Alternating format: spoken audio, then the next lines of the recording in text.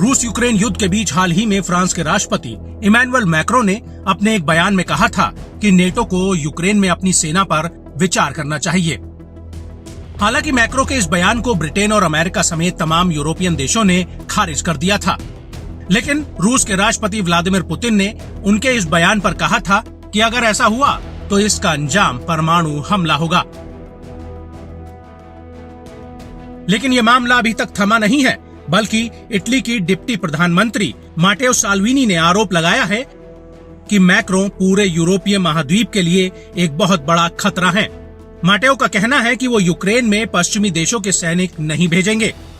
आपको बता दें कि साल्विनी ने अपने इस बयान में आगे कहा कि मैक्रों का यूक्रेन में सैनिकों को भेजने वाला सुझाव बेहद ही खतरनाक, अत्याधिक और संतुलन से बाहर है।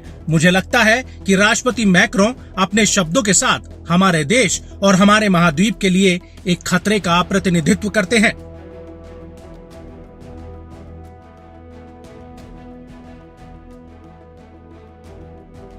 इटली की डिप्टी पीएम ने आगे कहा कि समस्या माता पिता नहीं है, बल्कि मैक्रों जैसे युद्ध भड़काने वाले हैं जो युद्ध के बारे में ऐसी बातें करते हैं जैसे कि अब कोई समस्या ही नहीं है।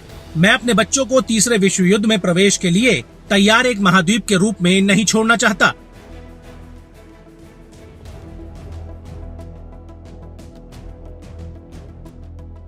आपको बता दें कि माटेओ साल्विनी अपने विवादित बयानों के बारे में जाने जाते हैं।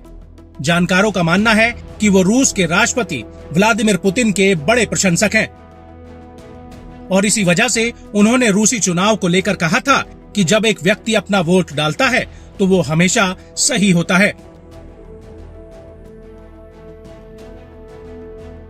और माटेओ के इसी बयान को भी पुतिन के समर्थन में माना गया था।